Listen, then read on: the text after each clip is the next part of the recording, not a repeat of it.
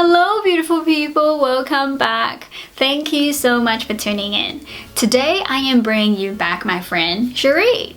So I last spoke to her about maybe 4 months ago, and today she is back to share with you another story. She has officially announced that she is pregnant, and as an excited friend as I am, I was so thrilled for her. I still am. But more importantly, I wanted her to come back on to share her pregnancy journey. So if you're a woman who is looking to get pregnant, please continue watching. And if you're someone who is wondering what is involved in the IVF process, continue watching as well. If you are interested in how to look after your body pre-pregnancy, during pregnancy, how you can exercise right. Basically, this episode we're gonna talk about pregnancy, womanhood, and motherhood. Look, I personally feel like these type of topics are not talked about enough. I know there are many people out there are having a hard time to get pregnant. But like I said, because these type of topics are not talked about enough, and I want to break that. So if you are someone who is actually going through a tough time, well, girlfriend, you are not alone. And for all the men out there, I would highly encourage you to continue watching as well, because you want to know how to be there for your partner now, or maybe the partner in the future, right? Alright, I really hope that you guys are gonna like this episode. So enjoy! Thank you for being willing to share your story, because I know it can be personal and you're being so brave, and I'm so proud of you. So thank you, thank you, thank you. No worries, and thank you for being a tool to bring this out to so many other girls who might need it, and so many other stories that you've touched on as well. Like, they are awesome. So thank you so much for just being a light and sharing it with everyone. Well, can you please share your IVF journey with everyone? Because I truly feel like this topic is not talked about enough. Like, people don't talk about period or, wanting to get pregnant and etc. So, yeah, please share your journey with people. Definitely. So I went through my first round of IVF this year. I planned to do IVF last year. However, it was just around the holidays, like Christmas time, so I had to just postpone it a little bit until it became January. So started doing IVF, and it was pretty full on, as you can imagine. It's not really what you expect. I don't think anybody that I know expects to have a baby through IVF. And initially it can be really, really scary, especially because, I don't know, I've never met anyone that's a fan of needles. And so thinking about the process of conceiving being probably more difficult than the actual pregnancy itself and more expensive can just be, overwhelming. And I too just thought IVF would be like the worst thing to go through, and just the biggest fear. And it was awful to find out that I had to go through that. However, having gone through it now, I just realized that it's just one day at a time that you have to go through. It's not, you don't have to go through the whole process all at once. And yeah, it can be overwhelming, but it's mostly overwhelming because we don't know much about it. And it's a little bit of a black hole. We know that there's needles, and we go, okay, there's needles, I don't want to do it.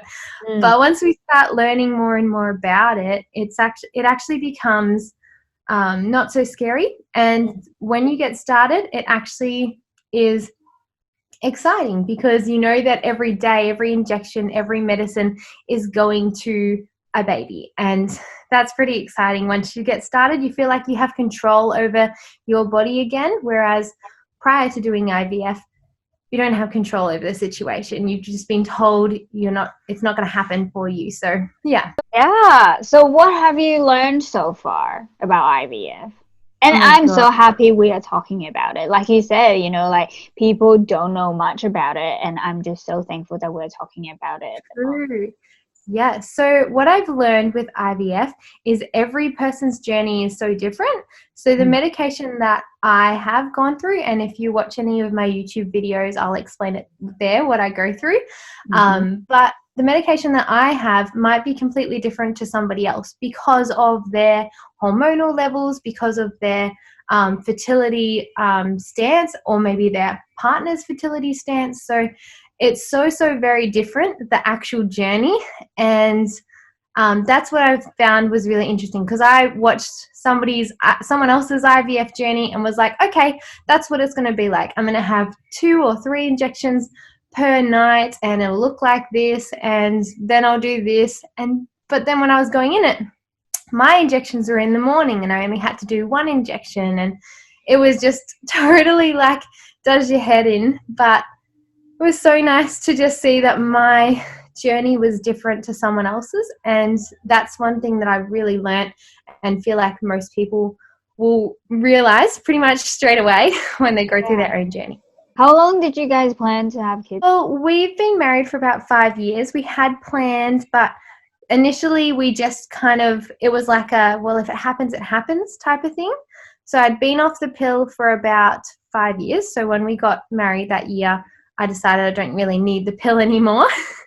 And initially we decided not to, because we just purchased a 1-bedroom apartment in St Kilda. We wanted to live there for a year before we moved out into the country, and then probably start.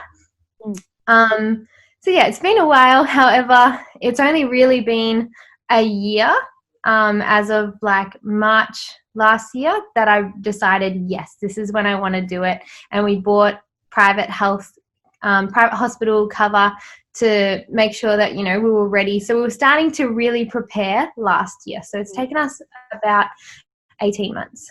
Love. And just for everyone's information, she is now pregnant. Yeah, I'm now pregnant. I'm 16 weeks at the moment. I'm telling those people who are listening and watching who might want to be a mom one day, what would you suggest them to, I guess, be more aware of? I think if you want to be a mum one day, it'd be really great to head to the doctors and have a discussion with them. I was so surprised with how many things that you needed to do and know prior to being pregnant. For example, making sure that you're immunized to rubella. It's good to at least be immunized to it about 3 months prior to getting pregnant. Most people are immune to it. I don't even know what it really is, but that's one thing that I was told to do. I was like, is that the chicken pox? Like, I don't know. But that's one thing that's really important, because that means that your baby's not going to is going to have a higher chance of being stronger with their immune system. Also, you need to make sure that your iron storage is quite strong too, because women, we need higher iron because we use a lot of blood. And when you get pregnant, your baby is using your blood as well. And not only do we lose our iron when we have our periods each month, but especially when we get pregnant, we just get it all sucked out of us. So really, really important to make sure we have iron. Iron, I mean, you can start eating more and more steaks or have tablets tomorrow. However, it takes 3 months to build those storage units up. So it's really important 3 months ahead of the game to make sure that you're having some iron. So prenatal vitamins, or like preconception vitamins, would be really, really good to have, to start allowing yourself to build up your folic acid, your folate, your iron, your zinc, like absolutely everything that the body might need, especially the baby, because in the end, the baby's going to be fine, but you are going to suffer, because the baby's just going to draw it all from you. And if you don't have enough, it's still just going to try and draw it from you. But if you eat it, then your body's not getting it, your baby's getting it more than you are. So it's much happier experience if you are making sure you've got the right nutrients in you. So there's 2 things that I've learned you need to do to prepare. And then just like have a chat with other people that have had babies and work out little things that maybe interest you the most. So it might be little fears that you have, like, I don't know, people say private or public hospital, and have a discussion with people to just get your confidence around things that maybe are bringing fear into your idea of having a kid. If you want a kid one day, like there might be things that make you feel like you're holding back. For me, it was like, I don't know, I feel like, my life will be over once I have a kid, or my body, my physique will be over once I have a kid. And more I talk to fit mums, I'm like, no, like that's not the case. Like, so it definitely helps you get in that mindset as well. Yeah, good idea. And you are right. Like having a supportive group and talking to people who have been through there is so important. And you are going to be one of the role models for those people who want to stay fit. So true. Well, because I know that you are a nutritionist and you are into health and fitness, so obviously you have always looked after yourself. But what would be some things that you would suggest, let's say, younger girls to consume more of so they can love their body? First off, make sure that you are following people that are so loving with their bodies. Don't be on social media longer than when you start. You get into this like weird head zone that you start like going into a spiral of like, oh, this looks nice. Oh, that girl's dress looks cute. Then you click on that girl, and then all of a sudden you're scrolling through and comparing your body to theirs. Try and follow people that are really body positive, but also follow people that are smart with their nutrition, are smart with their exercise habits. So they have that sort of exercise background, rather than just people that are just throwing out like, this works for me, like, or I'm on the intermittent fasting diet. Like, make sure that you are following people that have the knowledge and that are sharing it. And then when it comes to making sure you're taking care of your body, it really just, it's a whole lot of different things. At the moment, I talk to people about counting calories, but finding a coach that's going to help you counting your calories, because in the end, that way you don't have to sit there on an app tracking what you eat every day, but you have somebody that's had a look at what your body needs and creates a plan for you, and then you start learning as you eat. So you start learning, okay, well, they've given me 5 meals a day instead of just basic 3 meals, and I'm starting to notice that I'm not binge eating at the end of the day anymore because I'm feeling more full because I'm having more food in the morning. Like, it's really, really nice to sort of put control into someone else's hands and have them show you a good way to eat. So at the moment, I'm coaching for about 6 clients. And yeah, it's really nice to sort of connect with them and show them sort of a way that they can sort of eat. And then they can put their hands in for themselves as well and take control over their own eating. That's what I want in the end, is to build food confidence, so they can go, okay, I roughly know, like, what to eat now and how my portion sizes look and how much of this and that to have. So then they've got control for themselves. However, if you're not one that wants to count calories or can afford a coach, then I would suggest making sure that you just eating a full balance of protein, fats, and carbs. You're not isolating any which one. So you're not taking it out all carbs because all carbs are bad. That's not true. Your body needs each and every one like building blocks. So yeah, really important to make sure that you're having a balance of all three. Amazing. And for those who are interested in just general, health and food and everything, follow Sharee on Instagram, because every time when you post Definitely foods and everything, I'm just like, oh, yum. You know how before you talked about contraceptive pills and you gone off it when you got married. Is there anything that you would suggest those people who are taking contraceptive pills? So I would say it's each to their own when it comes to being on contraceptive pills. In the end, you need to be doing it for the right reasons. And for me, I was on the pill when I was quite young due to acne, and I still have a few little pimples here and there. And it really, really helped with my acne. However, in the end, when I was exploring more and more about my body, I just decided, I don't understand why I'm on this. Why would I, spend my whole life being on something that manipulates my hormones when I should be thriving and my body should know how to process its own hormones? Like, I want to start taking care of my skin naturally rather than trusting this to like force it. And it was really hard to come off the pill it was really exciting to come off the pill, but it was hard when you didn't get your period and you felt like your body doesn't work and you're not really understanding what's going on. And the worst thing was doing IVF after you've just decided, I don't want to have something that's going to inject me with all these hormones. And then you're having IVF, which is just injecting yourself with all these hormones. It was like really, really strange. However, I just had to let go of the control when it came to that. I was like, okay, I know that I'm not on these hormones forever. I know my body is just going to readjust at the end of all this process and, you know, go with the flow. But yeah, I would suggest for when it comes to contraceptive pills, it's just decide whatever you feel and make sure that you are listening to your body. Don't decide to be on the pill just because somebody else wants you to be on there. Really have a think about what you're doing and why you're doing it, and then make that decision for yourself. But don't be surprised if you don't get your period back for a while. They say it takes about, for each year that you've been on it, it takes about a month, and it's not always accurate like that. So I was on it for about 7 years, and I didn't get my period for about I think it was 18 months or something, so a year and a half. Oh, that's a So long time. it does.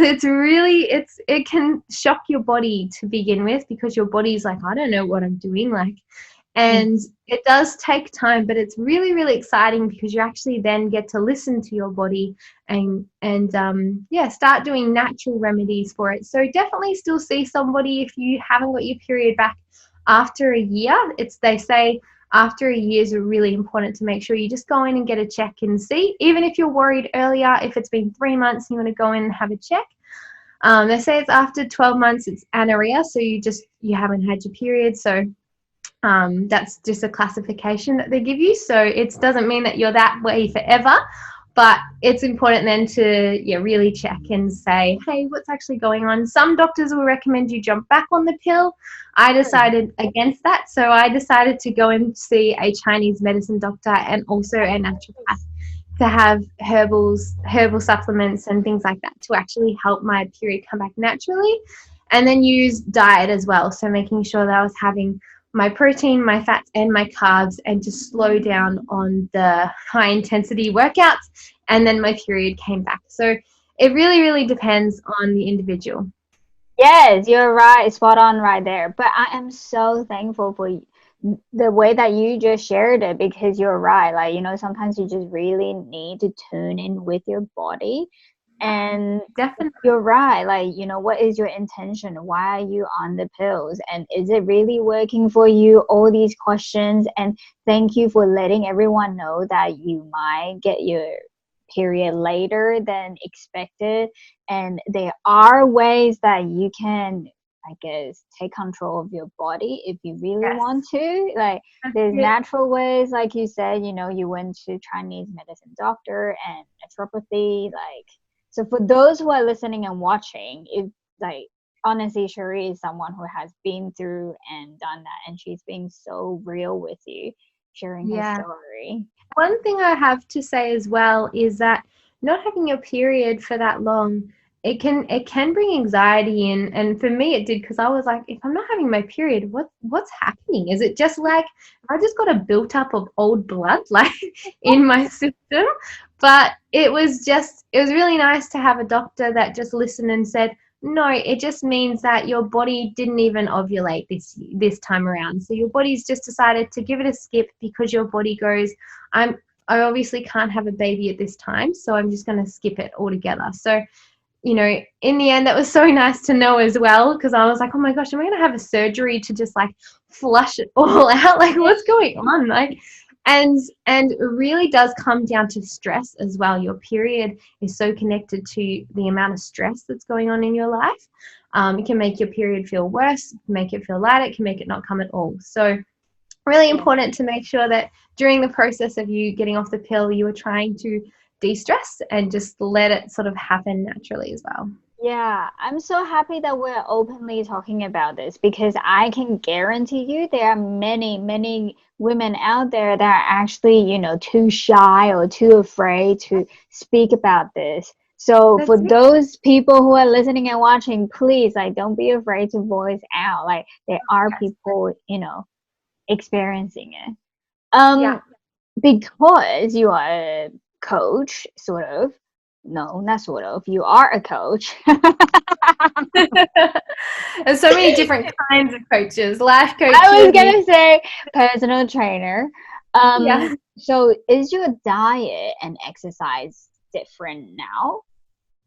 So for trimester 1, yes, my diet and my exercise for trimester 1 was so different because I was quite nauseous and I just really struggled. So the one thing when it comes to feeling nauseous in pregnancy is you just got to listen to your body. And the best thing is that I'd had prenatal vitamins for months because I was trying to get pregnant for months.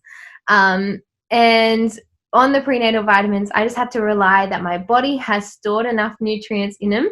So if I can only eat Pringles for breakfast, then that's okay. And it was really, really nice to listen to some resources, podcasts, and articles that said just whatever you can fit in, as long as you can actually have food, then that's okay. You need to make sure in your first trimester that you're not left too hungry because it'll make nausea happen. So you need to eat often and eat small. And that was basically me. I was having Pringles, I was having jam on toast, I was having like hot chips, which were okay. And then sometimes I was like having a really good day and I was able to go and get a grilled burger. And then other days I was like, okay, I feel like I can just have some Greek yogurt with a little bit of protein powder in it just to make sure that I've got some sort of nutrients. And that is my trimester 1. Trimester 2, I feel so much better now. I've got energy. I'm back to doing my workouts that I was doing post being pregnant. I started doing like these same workouts week 1, 2, and 3, and 4 of my pregnancy until the nausea hit. So I wasn't really doing like something that was crazy for my pregnancy. I was just doing what I'd been already doing, which is what they recommend as well. So whatever you've been doing the last 3 months prior to getting pregnant, it is safe to do as long as your doctor doesn't see any other sort of issues coming up.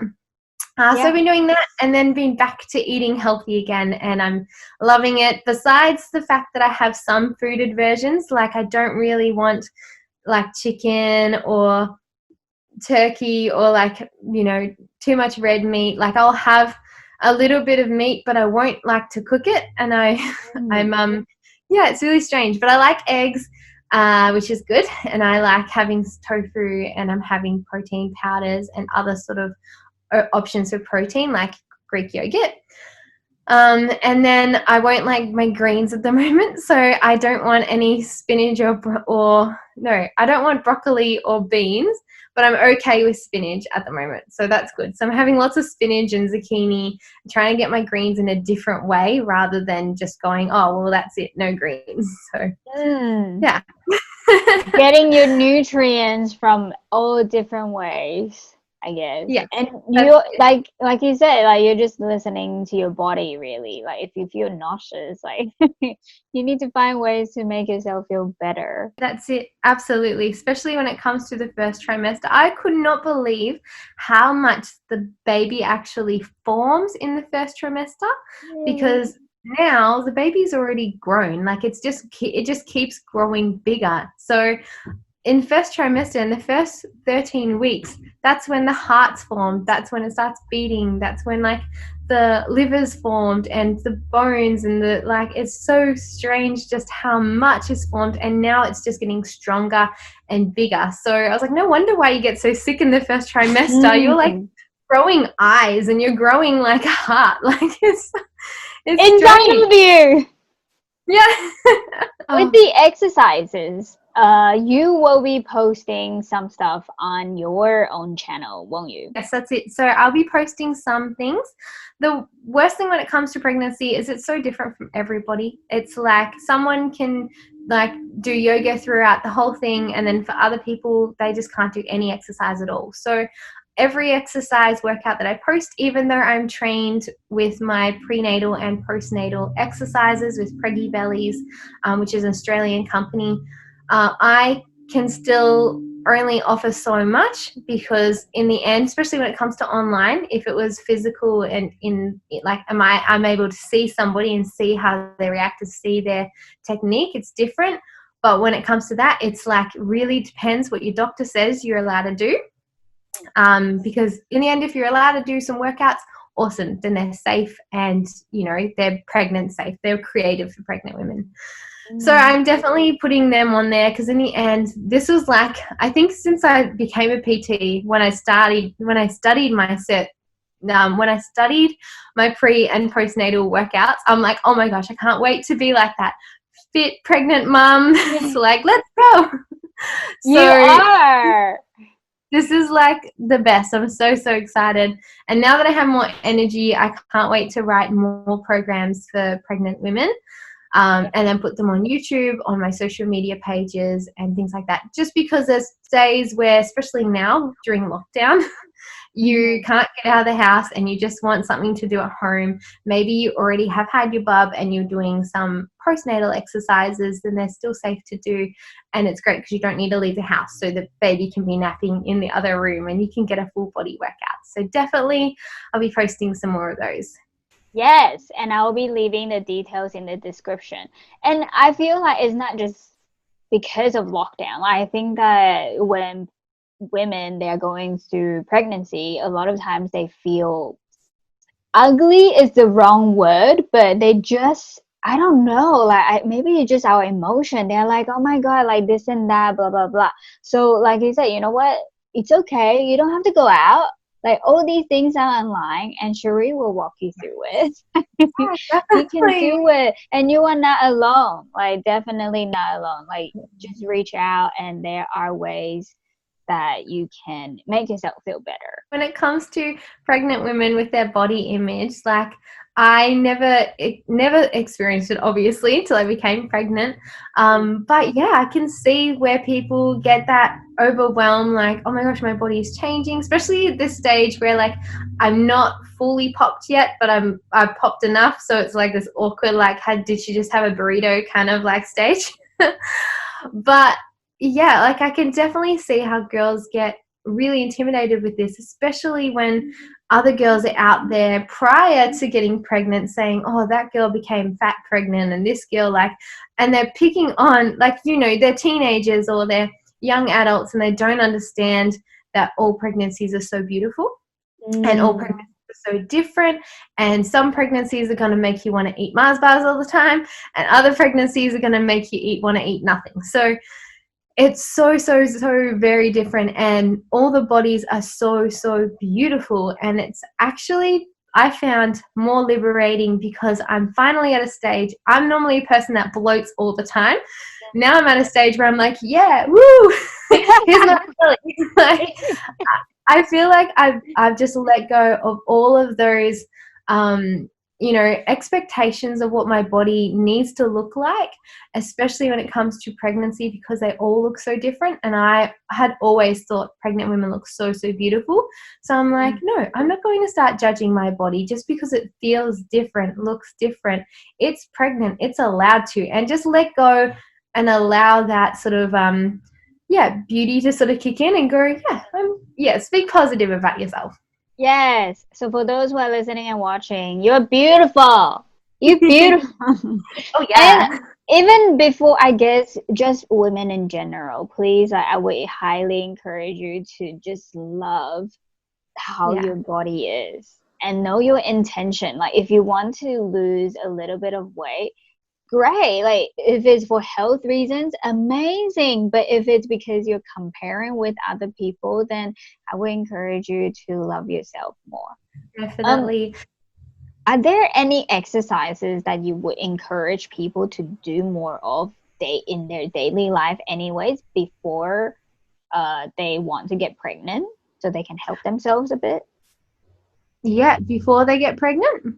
Yeah, like, because in general, I guess people don't really plan that much ahead, but I'm a person who loves to plan.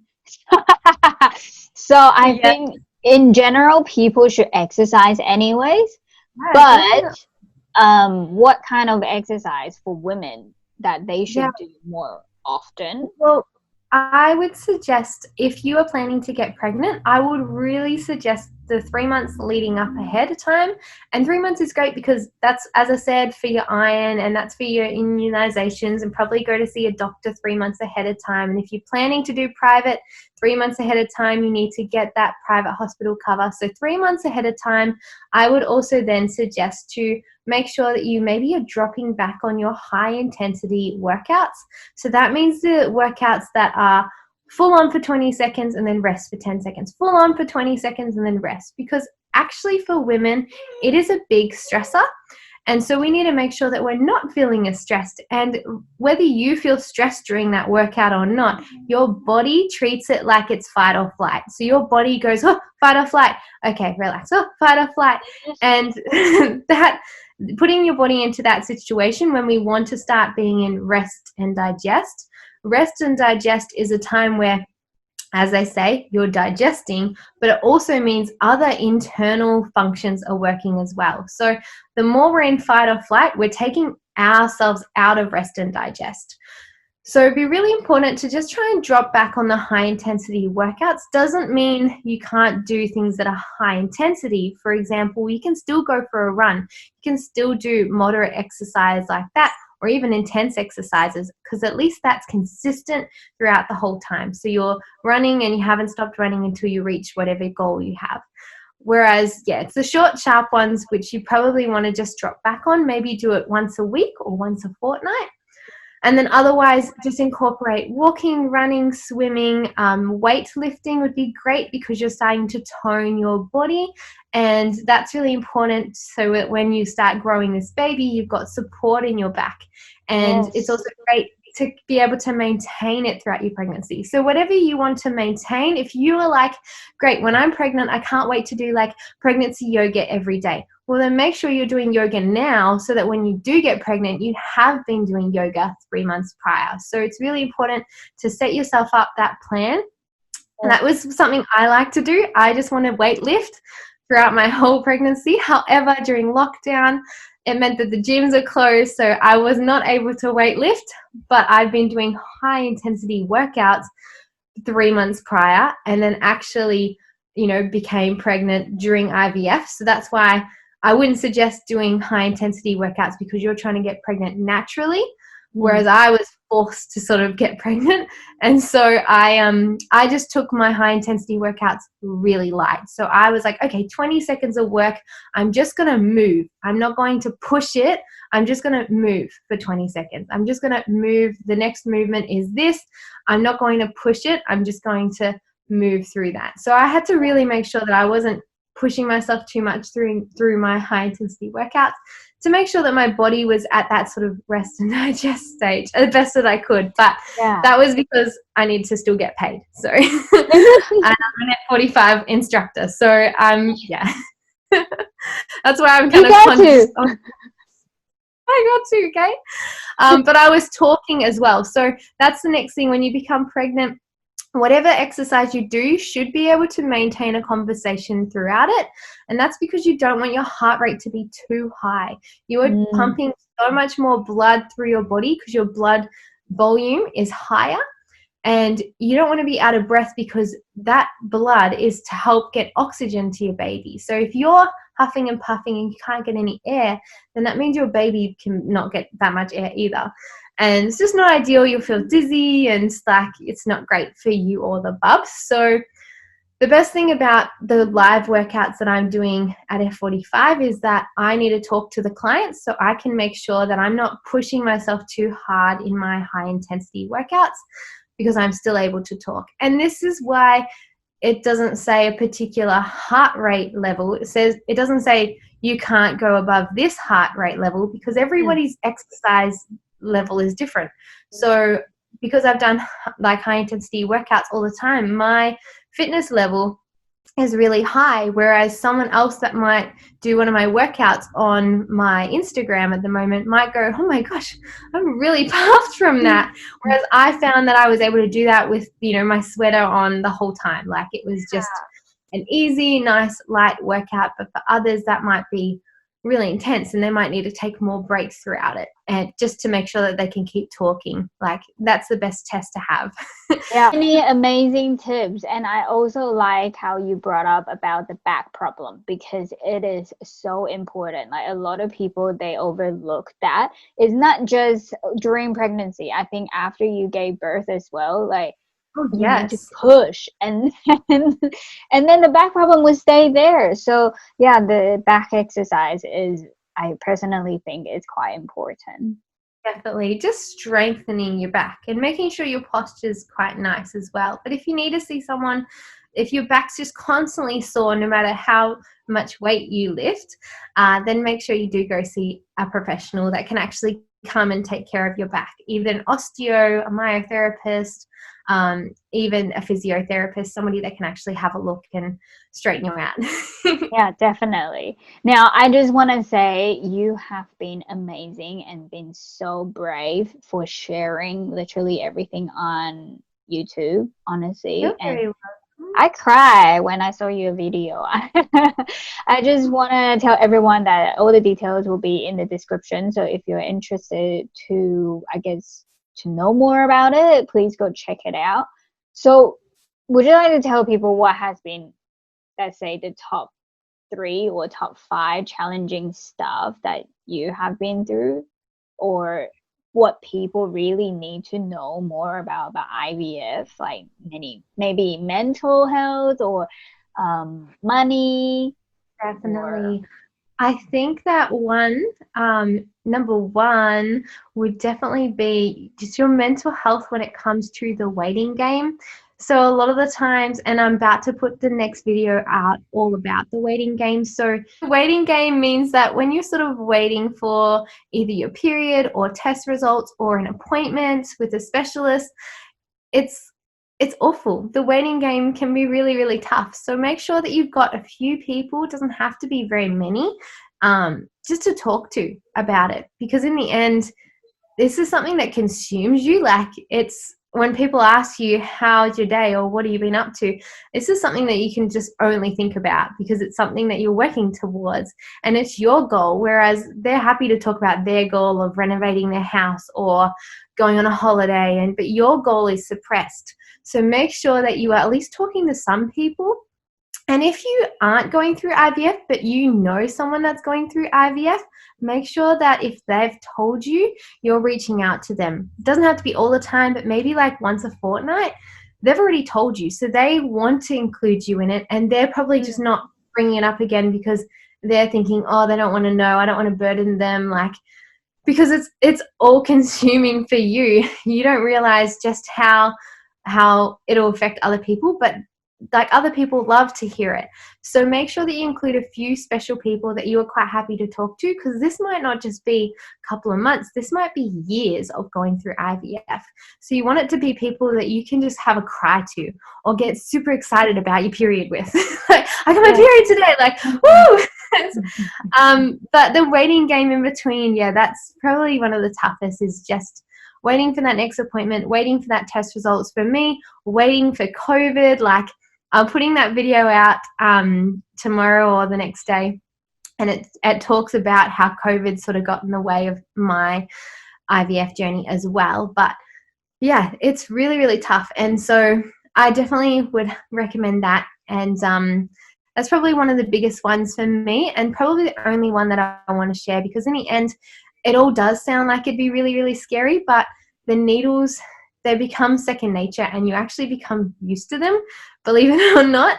Maybe not the first half of the cycle, first 7 days, first 14 days can be still like nerve-wracking before you do them. But in the end, it just becomes like, oh, okay, like, you get a little nervous like just before you need to do it, but then you're like, okay, the worst part is the pinch itself. The needle you don't feel until after it's done. Same thing as when you get an immunization in your arm. You don't feel it when it goes in, but as it comes out a little bit afterwards, you go, oh, my arm's feeling a little bit numb now. Like, so yeah, the injections aren't as bad as what you think they are. So don't treat them like they're the king fear, because yes, they can be scary to think about, but they're not actually that bad. Yes, thank you. I think the mental health one is a very vital point, even just with everyday life, really, like what you said, you know, the person was already so brave enough to tell you, hey, this is what I'm going through. And if as a good friend you don't go and check up on them, come on, like I understand. I totally get it if you're thinking about, oh, I don't want to bring it up because I want them to surprise me if they're pregnant, or like I don't want to, to think that I'm like digging in and trying to hurt their feelings if they want to forget about it. No, they definitely want to talk about it. And I found like, yeah, it was so nice. Like I told a few people, I'm a pretty open book and I'm very, very emotional. So I needed to share the journey with a few people. And then sometimes if they didn't get back to me, I'm like, oh, I kind of need to tell someone else because like I feel like I'm not getting the support from them anymore. And that wasn't like, it's probably my fault too. I needed to probably reach out to them again and say, hey, can we just catch up and talk about this? But I don't know what's going on in their life as well. And during COVID, lots of people are losing their jobs. Lots and lots of things are going on. People canceling their weddings. So I think it's just being like cautious and courteous of everybody that's around now. But yeah, if anyone's talking to you about anything, whether it comes to IVF or they've had to cancel their wedding or like anything that feels like, quite personal that they've shared, definitely reach out and just say, hey, like, how are you going with that? Or like, yes. just letting you know I'm here if you want to ever have a chat to or have a cry to. I've got so many now IVF friends that I'm like, hey, I'm here if you want to get excited about your period with someone too. you just hit me up. We talk about your period. Yes. I mean, come on, we should talk more about period. Like, it's such a beautiful thing, I think. Yeah. 50% of the population has one, so Exactly. So, and also I want to tell those people who are listening and watching that you are brave for sharing whatever you are going through. And that is why I constantly tell you how brave you are for just sharing your story so openly. And yeah, it's amazing. Thank you so much for being there for so many other people. yeah. Is there anything that you would like to do before the little one comes? Ooh, no, not really. I'm just so excited for them to be here. I'd love to go away somewhere with the family and just like be near the coast and head down to the beach and just spend family time unattached from a newborn. That would be nice. But we'll just have to wait and see what happens with COVID. And if I can't get around to doing it, then I'll just do it a couple months later once I have the baby and they're a really cute age and they'll just like want to waddle around and check things out. So no, not really. I'm pretty satisfied and excited. I think I'm just excited. yeah, I think during IVF, like it's different doing IVF compared to just like surprise pregnancy. Like during IVF, you thinking about becoming pregnant a lot sooner, like a lot longer. And so you do a lot of things that you wanted to do, prior to being a mum. And I think I knew for a while, for about 5 years, that I want to just enjoy me time before I become a mama. So I was doing that for a long, long time. Yeah, you're now like ready and you're gonna be one of the coolest moms. I can't wait. So true. Well, before I ask you my last question, do you feel like there's anything that I didn't ask or anything in particular you would love to share? I think I just wanted to mention you were saying how brave I was before. I think sharing your story like is brave, but I also think that when it comes to people actually listening about IVF, like I never felt brave through any day that I was doing IVF. And it's not until afterwards that I look back and go, oh my gosh, I was brave. Because in the end, like bravery is honestly just being afraid and doing it anyway. Like being so scared and like borderline want to quit, but doing it anyway. And so I just want to give that advice to anyone that's going, oh, she could do IVF because she found it easy. Like, no, I was definitely so scared. But afterwards, once you've got an exciting little bundle of joy that's coming, it's just so worth it. So Yes. Actually, Yeah. before my actual last question, do you feel like there's anything that people should know before they want to try getting pregnant, being pregnant? Getting pregnant, being, I don't know, same Getting, thing. I don't know. Or yeah, or stuff that they really should know about IVF. I think if you go in there with like only a few expectations, it's kind of nice because then you haven't just like wound yourself up to think it's going to be completely different. Your first appointment is just talking, and it's just a consultation to say this is what's going to happen, this is your journey, and these are your chances, and I think it's just beautiful to go into that appointment with nothing else, no expectations on you, because as I said, each journey is so different, and then just taking it one day at a time. Yes. Yeah. That goes well with, I guess, not just pregnancy, but really with life. Like what you Yeah. just said, like, being brave is knowing that you have the fear, but doing it anyways, like that is Yeah. bravery. So for Yeah. those who are listening and watching, if you're gonna go and try and have kids, you are brave. Whatever you're doing, you're brave. Oh my gosh, so true. My last question for you is, how do you think we can be there for each other in general? Like you and me, or we as women? And what, oh, well, actually for women, actually, how do you think women can be there for each other or lift Yes, each other up, really? true. So I honestly just think drop the comparison. Like any sort of comparison is just like drop it all. Whether it's comparison over your life to their life, your body to their body, like you can appreciate beauty without questioning your own. And that is like one statement, one quote that I've heard that I was like, yes, like that is so very true. So I could appreciate, and this doesn't just go about beauty, like it goes about lifestyle too. So I could appreciate someone else's pregnancy announcement without questioning my own journey with my own pregnancy. So I think that was the most beautiful thing that I could share with you guys, and just encourage each other. So when you see that, and when that little comparison wants to creep in, comment on their post and go, that's so beautiful, you're beautiful, or congratulations about your pregnancy, because it actually is a great way, instead of just thinking it, you've actually actioned on it, and so you become a